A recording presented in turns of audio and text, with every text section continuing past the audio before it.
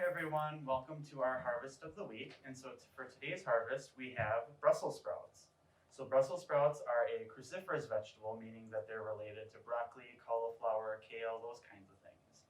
And Brussels sprouts kind of get a bad rap. They're pretty disliked by a lot of people. In fact, I know growing up, my great-grandmother loved Brussels sprouts, and how you could kind of realize that she was cooking them was the whole house would smell like Brussels sprouts. And this might be a sign that you're actually overcooking them. If you overcook Brussels sprouts, they tend to release these sulfur compounds, and that's what gives them their smell and taste. But if you cook them properly, they actually have a very nice nutty and sweetness to them. A fun fact about Brussels sprouts is that they got their name because they were first widely cultivated in Brussels, Belgium. And what's great about working with Brussels sprouts right now is that they are considered in season.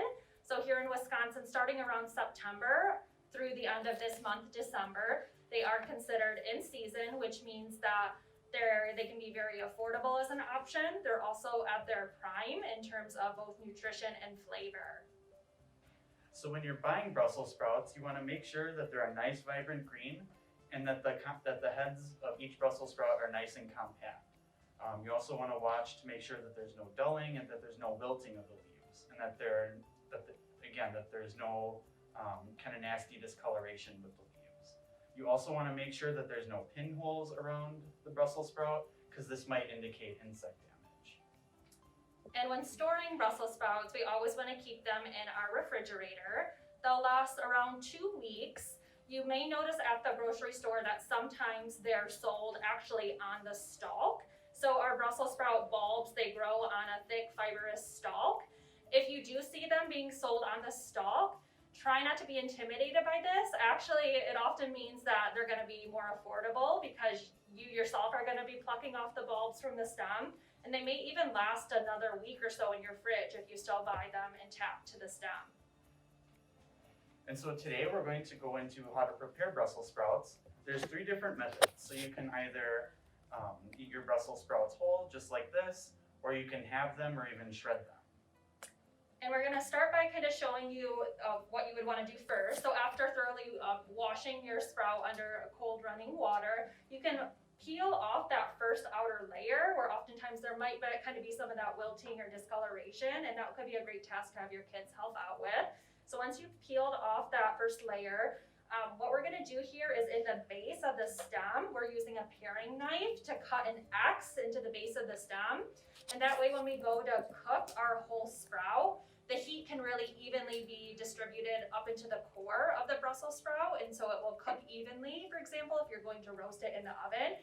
So just remember that X technique if you do decide to cook your Brussels sprouts whole. Great, and then next we're going to show you how to half your Brussels sprout. You can even just, if you want to clean up the sprout a little bit, you can even chop off just the base of it, like so. And then we're just going to slice it directly in half lengthwise, always cutting away from ourselves. And then roasting them would be a great option if working with halved Brussels sprouts. So you can roast them at about 400 degrees for around 35 to 45 minutes. So when Brussels sprouts are roasted, this naturally breaks down the sugar that's naturally occurring in the Brussels sprout. So it can really help elevate the sweetness of the Brussels sprout and really help offset some of that bitterness compound of the sprout. Halving is also a great way to saute them. So that's another great cooking method where you can cook them directly on the stovetop. You want to be careful not to overcook your Brussels sprout. As Nico had mentioned earlier, that's when we can get a lot of that bitterness and taste and the foul smelling scent. And then the last technique we're going to show you is how to shred your Brussels sprout. So we're just going to thinly cut it into nice shredded slices here.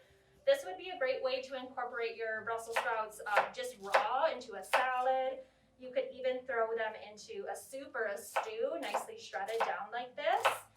And today we're featuring a recipe for a Brussels sprout hash, where you can saute the shredded Brussels sprouts in olive oil or vegetable oil, and then fry an egg and serve that on top of the Brussels sprouts for breakfast.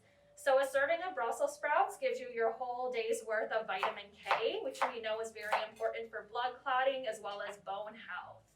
And then those sulfur compounds that naturally are occurring in the Brussels sprout, those have a lot of anti-cancer properties. So they're amazing for our health, and they taste delicious when cooked properly. So we hope you try out Brussels sprouts this season. Please share with us if you have a favorite recipe or if you try a new recipe featuring Brussels sprouts. Thanks for tuning in, and we'll see you next week.